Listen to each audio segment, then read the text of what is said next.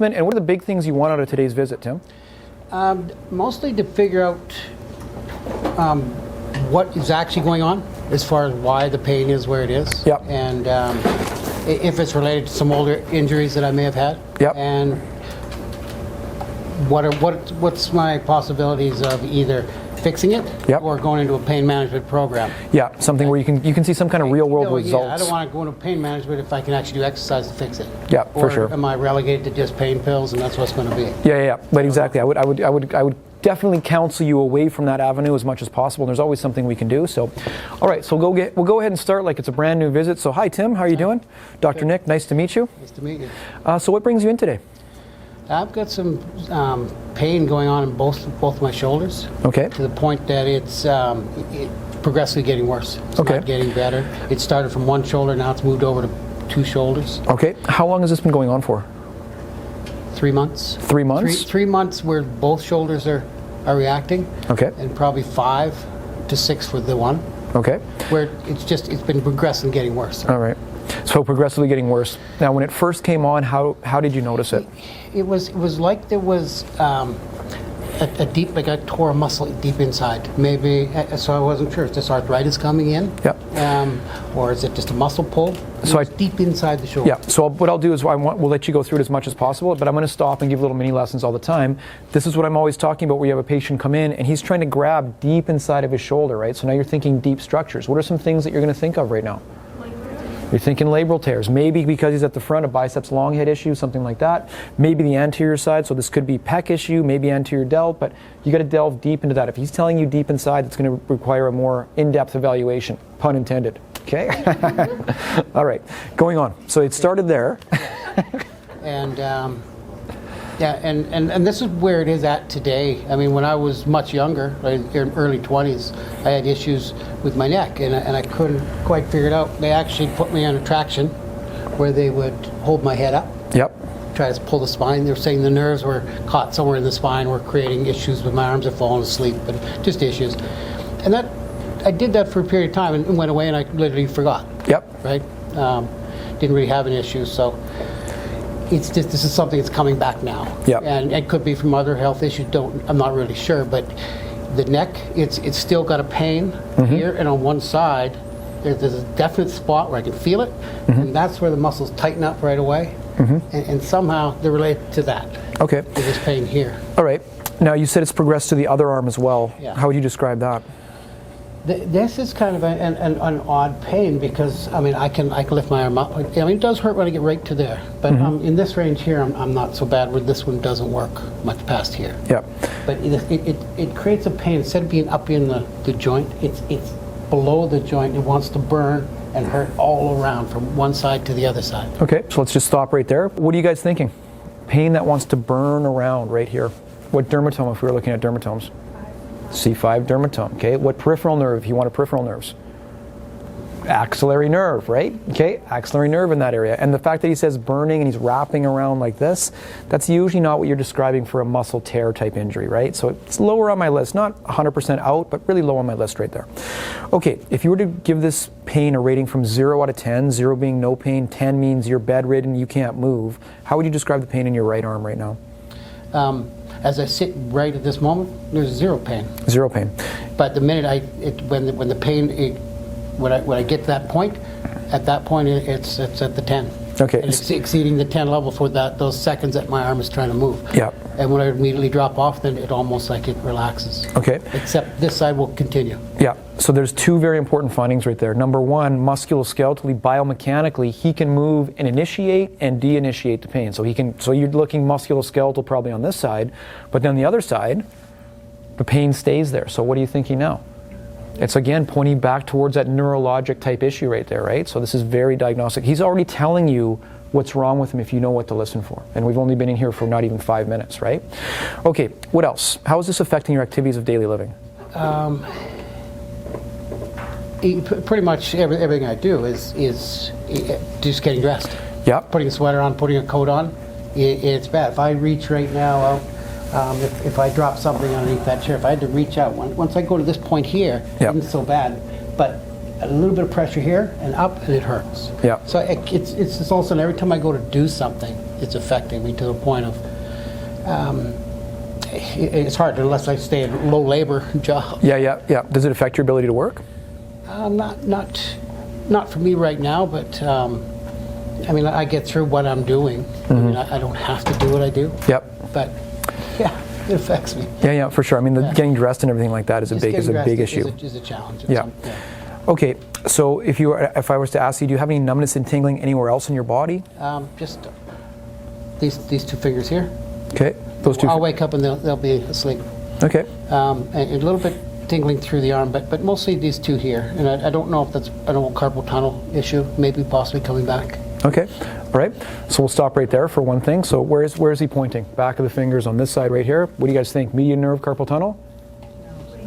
That doesn't make sense for that, right? So what is that? This is on the posterior side. Like what he thinks is, previous injury in that area could be a referral pattern, but it's not. Doesn't follow the anatomical models that we know, right? And this is what he's really paying you for. Why is he coming into your practice? Is he wants this medical expertise to be shared. So you say, no, I don't really think it's typically the median nerve. If it was carpal tunnel, would be something more into the fingertips on this side of your hand. But the fact that it's over here on the back side, we're thinking a different nerve that probably runs up there, radial nerve, or what dermatome again, if we're trying to figure it out. Okay, C6-ish dermatome could be there, right? That's what you're looking at. Okay.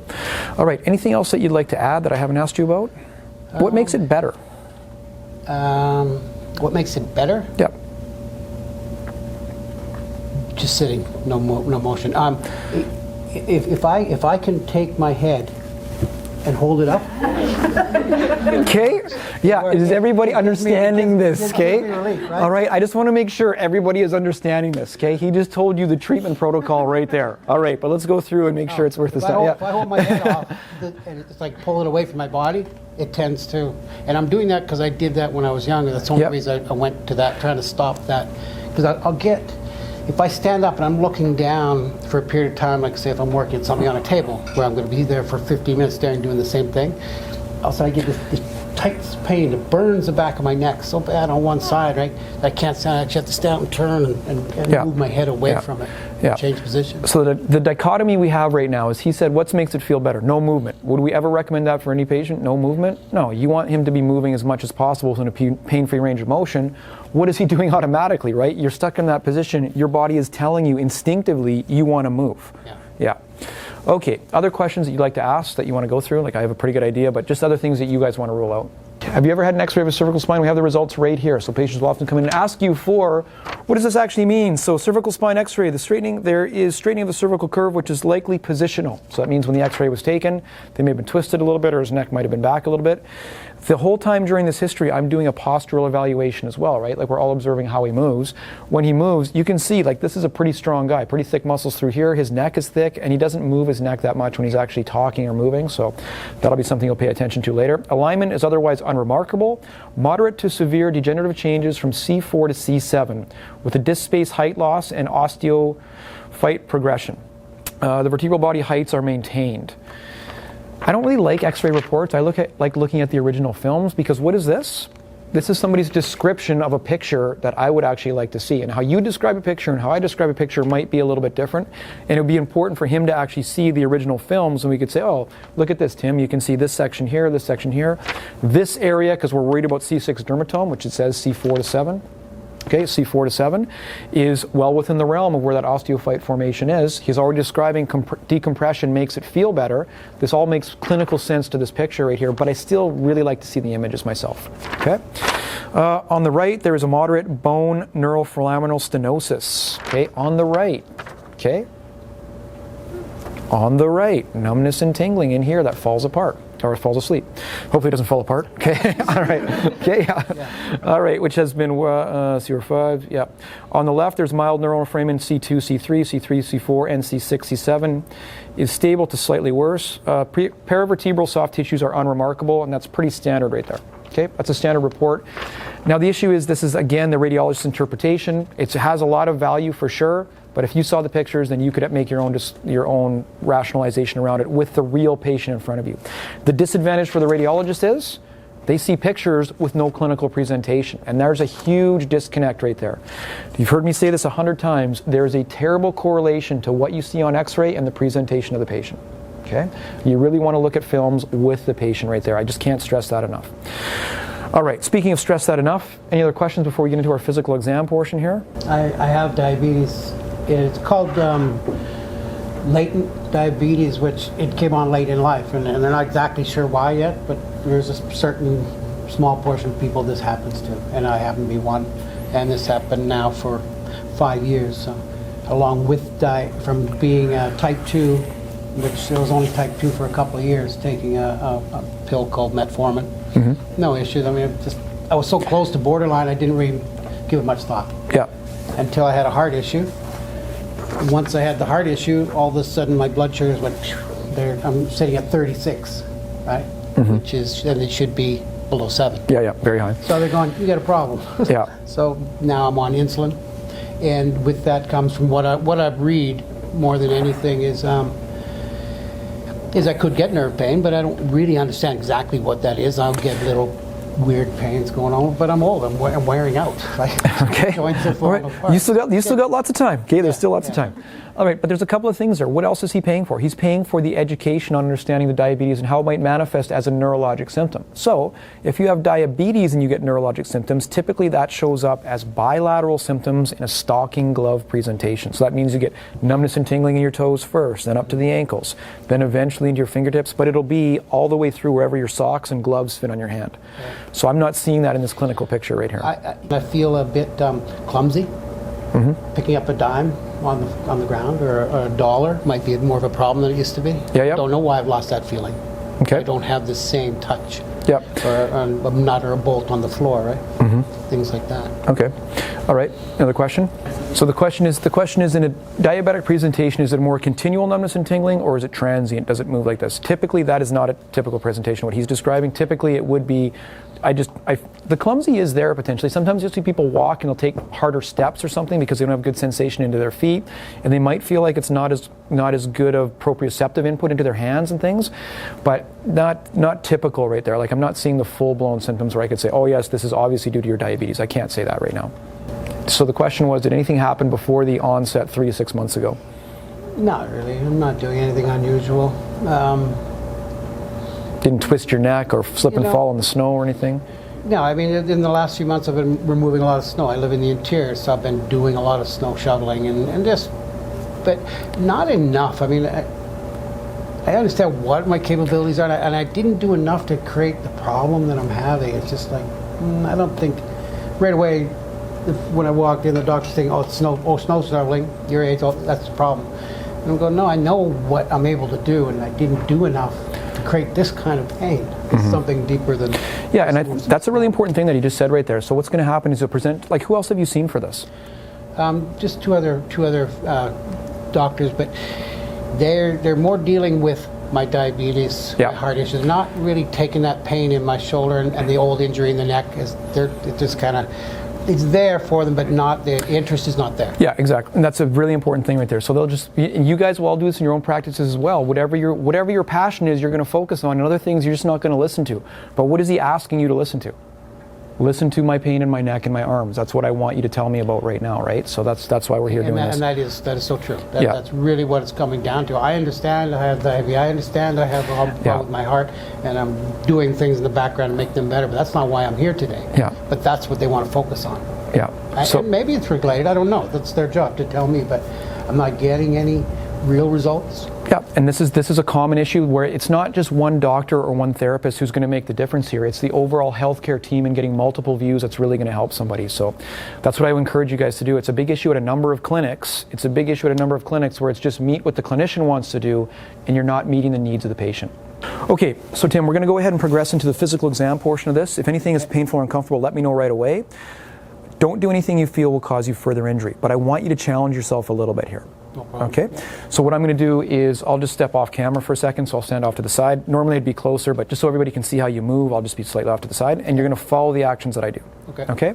So basic starting point, you can just stay. Yeah, you can just stay seated like that. You can just stay seated like that if you want. So I'll get you to take both of your arms and bring them all the way up as high as you can, and already you can see. Yeah. Okay, and he's pushing. Yeah. Can you go a little bit further than that, or is that it? That's it. That's it. Okay, and what stops you? Maybe they're ouch pain. Yeah. Okay. and more as Yep. I'm coming back down. This one is hurting and burning. Yep. This one's stopping. Yeah, this one This stops is right still away. burning. Okay, so a lot of you would look out there and say, what the hell are you doing, Dr. Nick? You're putting this guy in pain right there. That was super diagnostic for me to see that. That gave me a baseline of function for what he could actually do to begin with. You still need, I've had the most acute cases where people can barely walk, and I'll have them do a little bit of a squat and rise just so they can see how they started. That is his baseline of function right there. I might even take a picture of that with him on his own cell phone in front of one of those posture charts and say, this is what your range actually is right here, and away you go from there. Okay? All right. So from here, what I'll have you do is go ahead and turn both of your arms all the way out. No problem there. A little bit on this shoulder, but nothing. Okay, and when you say a little bit on that shoulder, what do you feel? I'm feeling just a slight. It's more of a muscle pull in the back part of my arm through here. Okay. Now is it? Yeah, and it's stretching out, and it's feeling better. It's feeling better. Now it's feeling better. Okay. It's starting to feel better. Oh, I quite like that. Okay, it's stretching out and it's feeling a little bit better. Another tick box for what am I going to do for treatment for this guy. Okay, let's go ahead and bring you all the way in. No problem there. Just as I shut down, here to here. Yep. One pain shot across the top. Okay, can we take these hands and can we put them behind your back even? Right there. Okay, and how are you doing there? No, it's okay. Okay. Now that I'm here. Yeah, but in the transition, not so good. Transition, yeah. Yeah. Okay, and we'll get you back out. And then from here, if I can, I'll have you bring both of your arms up to the front like this, as high as you can go. This Okay. shoulder is showing pain, but it's not sharp, but it's there. Okay, but can everybody see how his motion to the front is a little bit better? Like what patients do typically, in Tim's a prime example, if you can bring your arms back up, is he wants to get his hands up, so he'll flex his elbows to get up, but you can see the movement at his elbow is still about 90 degrees, but a lot smoother than he did with abduction. So that's an important finding. We could actually maybe start our movement training in this direction, then slowly work our way out to more lateral movements if we wanted to, but we'll get you back down. I did this elbow, I didn't really mention, but Yep. it hurts. Okay. Right here. Yep. And in that motion there, in through the back. Okay. This elbow's been bothering me. Yep. I just want to. I'm laughing a little bit because this always happens. Okay. You'll work with patients and you'll go through anything else you want to tell me about this. No, nothing else. And then you'll go through, and the kinesthetic movements will go ahead and remind them of other areas that they might have issues that could be diagnostic for you. Your history does not stop during the physical exam. You're still getting a lot of good information during this period. Okay. Any other active range of motions we should probably do? Super therapists and doctors.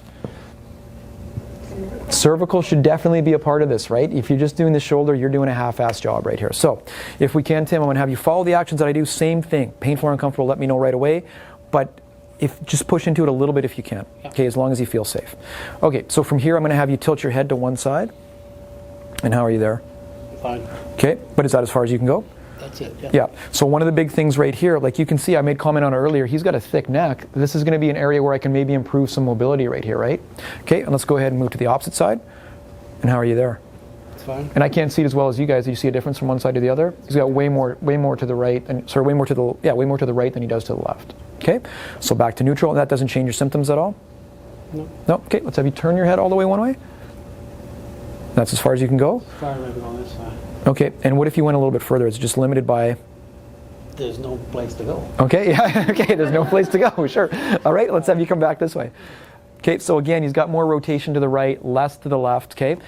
This is a stiff neck right here, right? Like I can do a lot to help this guy get some flexibility back. All right, back to neutral. And now I'm gonna have you look all the way up. And how's that? It's okay. And then I'm gonna have you look all the way down. And how are you doing there? Good. I can feel it pull through my neck. It's one of the things I try to do when my neck's tightening up. This is what I'm doing, just naturally pulling. Yep. To get some motion. Yeah, exactly. So again, another tick box. How am I going to treat this guy? We're going to work on some neck flexion type exercises and then slowly progress into the other ranges of motion. Okay, what I would like to do now is passively move you around a little bit. Okay. If anything's painful or uncomfortable again, let me know right away. Yeah, so I'm going to do your shoulders first, and then we'll go ahead and do your neck. Which would you prefer? Which shoulder would you like to have moved first? Not either one. Either one is fine? Okay, so I'm just going to go ahead and palpate here and move you through. And just give me the weight of your arm here, Tim, if you can. Perfect. So right away, he's a good patient. What did he do? He relaxed his arm so I can feel it. And I'm going to bring him up. And how are you doing? Good. Okay, still doing good? Just start a little bit there, but then it went away again. Yeah, just relax your shoulder if you can for me. So he's muscle guarding as he comes in because his nervous system recognizes this is an area of pain. But I'm not feeling the firm resistance that I typically feel with this or the fear out of him. Like you can see that I can lift him passively more. You probably haven't been up here in a while, I would think. No, I don't. I stand on my tippy toes to go that high. Yeah, okay, yeah, exactly. What is this? This is where my assessment gets therapeutic. What am I doing right now? I'm retraining his nervous system to recognize you can get up into this area a little bit. I'm also showing him passively a little bit of stretch. Now it's been like this for 3 months, so I got to work against a lot of contracture and nervous system change here to get him all the way up here. And you're still doing all right? Yeah, I mean, I can feel the where that hurts. Like when you move my wrist there, it shoots back down to my shoulder. Yeah, but you actually engage there for a sec. You got to relax your shoulder for me again if you can. Perfect. There we go. As soon as he relaxes down, I can start to challenge him a little bit more. A little bit more. And how are you doing, Tim? Good. Excellent. Okay, so part of your treatment is going to be something as simple as these range of motion exercises that you're doing for your assessments. And I can already feel it. I could feel the guarding that you had at the start. Yeah. And you can feel it loosen up, loosen up, loosen up. I normally can't do this. Yeah, just wait, say that again. Normally I can't do this. Okay, awesome. Okay, all right. Even just doing this has already been a good reason for him to come in for this visit right here, right? The fact that he can see that. Okay, all right. We'll do the same thing on the opposite side. Give me the weight of your arm, bring you all the way up. And he's a big guy, right? Like this, it's hard for me to control him, so I want to make sure I have good biomechanics as you move through. And how are you doing here, Tim? This one is actually hurting more so than that one. Okay, so you sound surprised with that? Yes and no, it's two different pains. Yeah. This one's the burn band around my, so it's not in the shoulder bone, so much as it's just down the arm a bit. Yep. And on the back side, right where your thumb is. Yeah, totally, right in that. Yeah. So the other thing too, even though I said I'm doing range of motion, what am I doing this entire time as well? Palpation is occurring as an active range, right? If you can do these things together, it's a lot more efficient. Like I'm really trying to actually check because it's the axillary nerve. I want to check his quadrangular and triangular space here at the back of his shoulder as a potential site of impingement. So that's what I'm doing with my thumb. Okay, and he'll just benefit. I can already tell from just some basic myofascial work will be great for him all the way through his shoulders and back. Okay, all right. That's all I'm going to do there. The next thing I'm going to do is we're going to move your neck around a little bit. And the same kind of thing, if it's too much, let me know right away. So from here, he spent a lot of time on his hair, obviously, so we want to make sure that we stabilize in here like this. And Tim, I'm just going to go ahead and lean you to the side. It's just old and wiry. Yeah, how's that? It's okay. Okay, but I'll tell you right now, like look at the range, and that is a stiff neck. I've got to get this guy some flexibility. And this way, way tighter. Like I'm just firm end range right here. I would say probably a 30% decrease at least in range of motion on this side. Okay, if I spin your head around, a little bit of overpressure, and how are you doing there? I'm okay. It just doesn't seem like it's come to the end. That's all. Yep. Yeah. It's not hurting. And then this way? No real pain. Just it stops. Yeah, but can everybody see how this way I can get way more passive out of him than he even got active? So that's good. But now I can already say that I'm going to focus on some ranges this way for him. Okay, next thing I'm going to do is extend your head back. So we're going to lean you back. And that is super stiff as well. So it's just a really tight neck.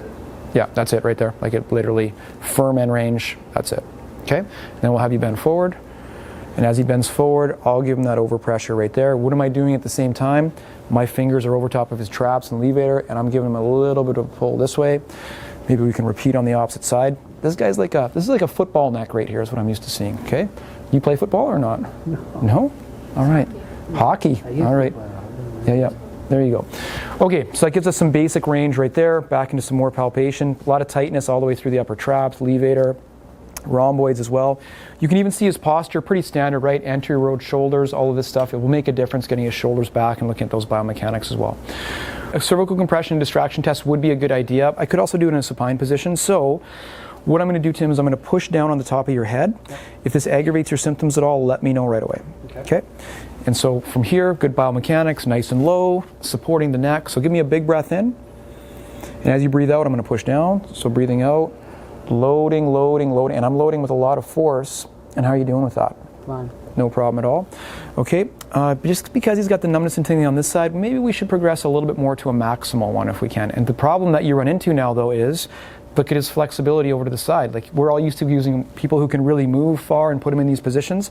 I'm getting a minimal increase in dose by putting him over to the side like this. But same thing, big breath in and all the way out. And how are you doing there? Good.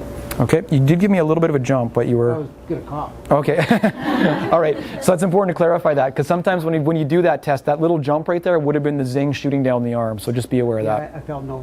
Nothing like that. No. Yeah. And then if we get you this way, And we'll go ahead and repeat on this side. So big breath in and all the way out.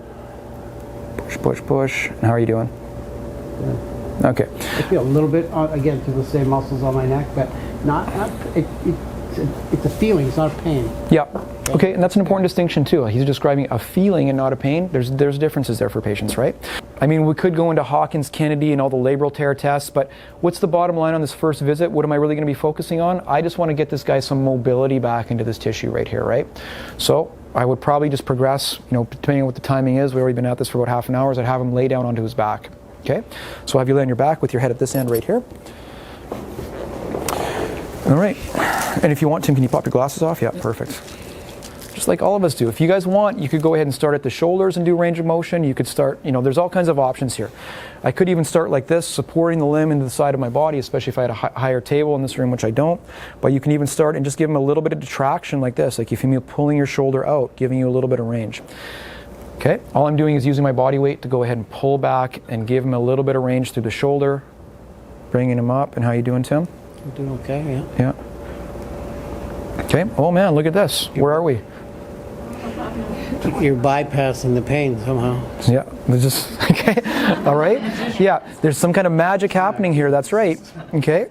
Okay, so bring him all the way back, and I'm using my good biomechanics here. Like his arms, these are thick, strong arms for me to control. I'm anchoring him down and pulling him all the way up. And how are you doing? Good. No issues at all. Yeah. So look at this. We can basically, I can get him so he's at least 130, probably more like 150 degrees of shoulder abduction. I probably would guess that your shoulder hasn't been there in about 3 months. Yeah, I haven't been up there in a long time. Yeah, okay. All right, so just showing his nervous system, that one right there. Why don't we go ahead and repeat on the opposite side? It may not be the same, and it doesn't always go like this, so don't think like every treatment you're going to have these miraculous things that happen, but definitely even just doing these little things here for him. Yeah, and he's actually helping me bring him all the way up. So again, look at this. What's your other hand doing? My other hand is anchoring down across the top of his deltoid, just the origination of the deltoid, and pushing into the acromion. And how are you doing, Tim? That one's got issues. Yeah, but you're letting me take you up to it. Yeah. Yeah. The other thing that he's doing really well that a lot of patients don't do is he's breathing through this. What a lot of people do is they stop and hold their breath, but he's focusing his way through it. Now, when you say issues, what do you mean? It's got a burning pain going on. And it doesn't change with the shoulder movement? It's changing there as you're going and pulling my elbow up. Yeah. Okay, now it's at a different, the burning sensation's going away. Yeah. Okay. So what is this telling me? My treatment, just by experimenting with what he can handle, is going to say, let's push him a little bit more here and then try and take him up. And how are you doing there? Doing okay. It's better. Okay. So again, so I can get extra range by just experimenting a little bit into that. Okay. All right. The other thing I'll caution you guys on, especially for a first visit, is you don't want to overdo it for a patient, right? So give them a few things that can get, but if you do too much, it can actually set them back a little bit further than you want. So, okay. All right. Next thing, we'll go back up here into the neck. He's definitely got shoulder issues going on for sure. I'm not going to give a confirmatory diagnosis yet, but we're going to just start with that. And then there's definitely neck issues we have to work with as they are intimately connected to each other, but it's the same thing here. He leans fairly well over here, and I wish I had the other camera set up above, but you'd see that his lateral flexion is about twice of what you saw when he was seated, right? The spine is decompressed right here, so he can show you more range. Same thing going the opposite direction. A little bit tighter, so this is the prime example. You've got these thick hockey necks right here. This is where I would use my shoulder into the side of his head and really push him to the side. And how's that for pressure? It feels okay. Okay. It's not hurting, no? Yep, I can give you more if you want. Yeah, you can. Okay. So again, I'm taking his tissues and his body into probably ranges he hasn't been in quite a long time, just showing his nervous system that he can actually do that. This will be part of a regular treatment protocol for him right here. Okay?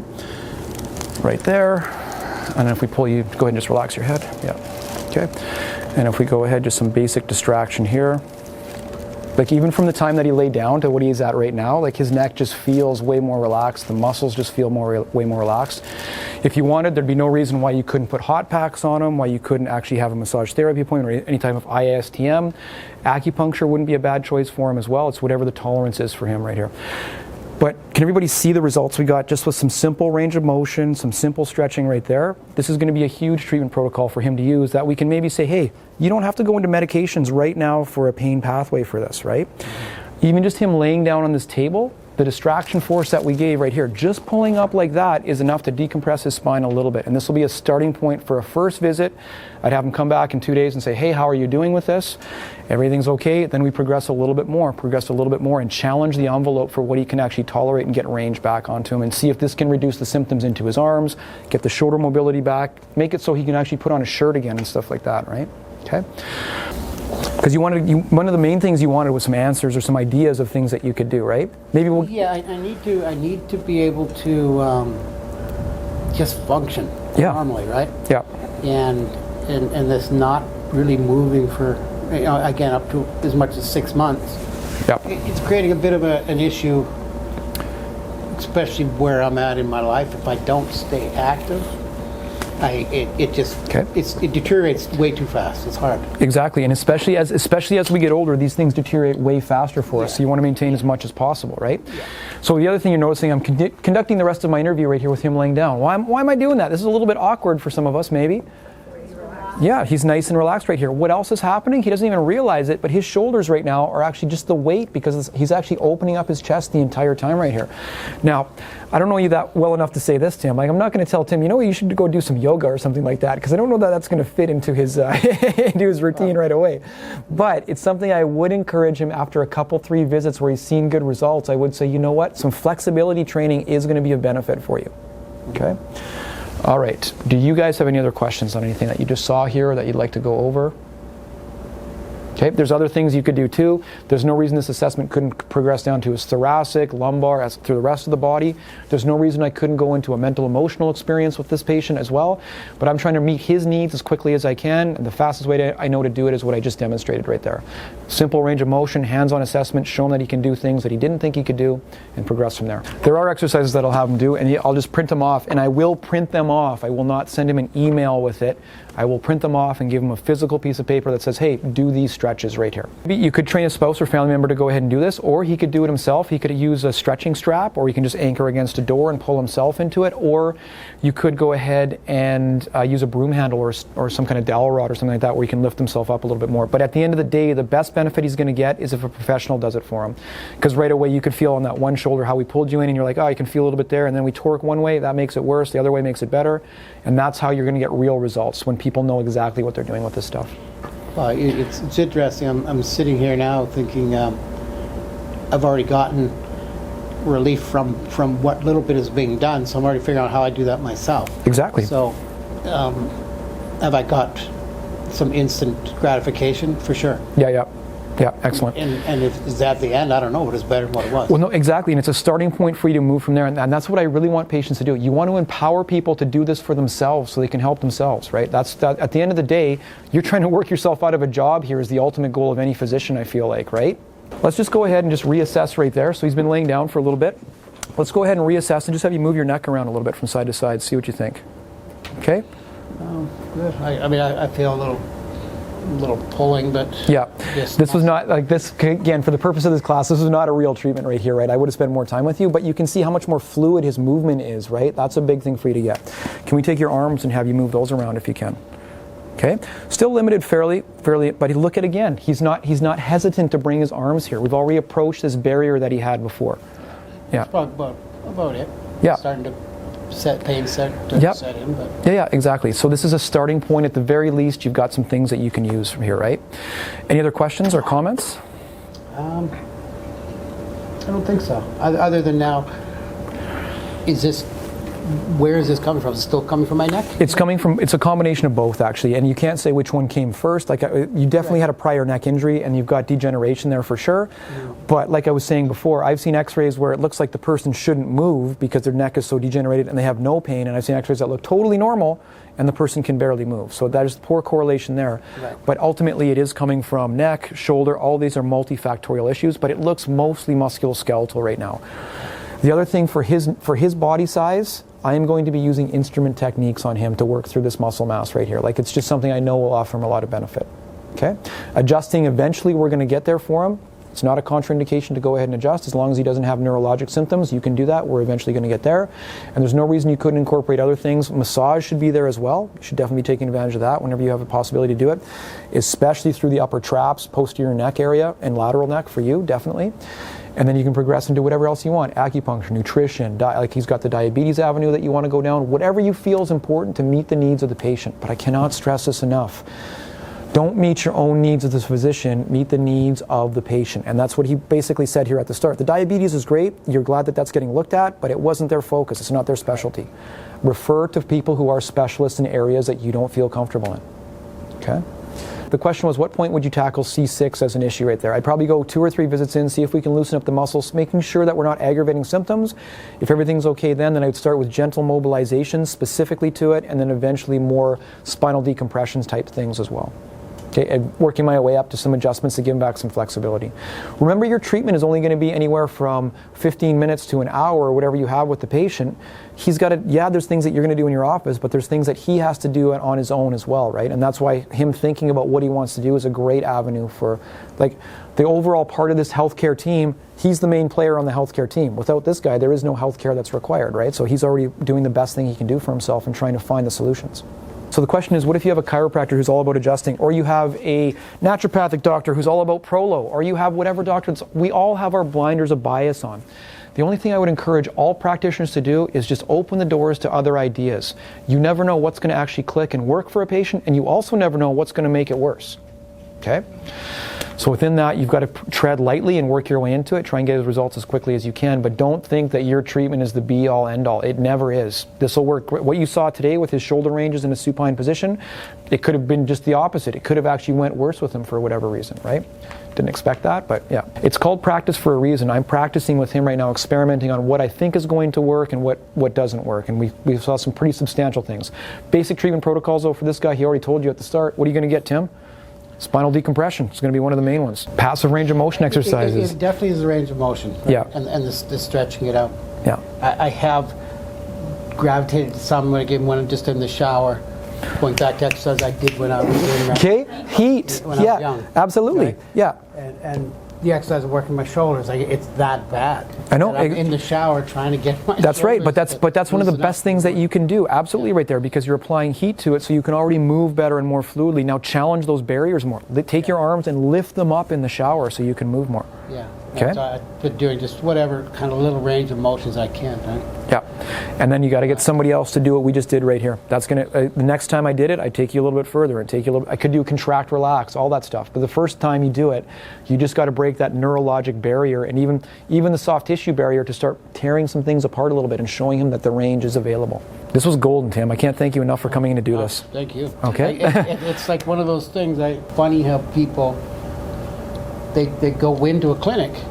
I want a result right now. Mm-hmm. And sometimes, most of the time in the real world, unless you're going to give me a pill, you can't do that. Yeah, and even a pill can't guarantee but this, that. I got instant satisfaction. Okay. So it's already a benefit I'm going to believe because I got something in the first 10 minutes. Yeah. So I'm now a believer. If after an hour and a half and I really got nothing, and you're just telling me, I'll keep coming for the next 5 years and we'll get it better, I'm going to say, oh, maybe. This is huge. If you guys want to build a practice, that's how you build a practice. If you got a spot tomorrow, I'll come back because I already felt. Yeah. So that's kind of where it's at. All right, cool. That's good for me. Okay, thank you very much. Round of applause for Tim for coming in. Okay. All right.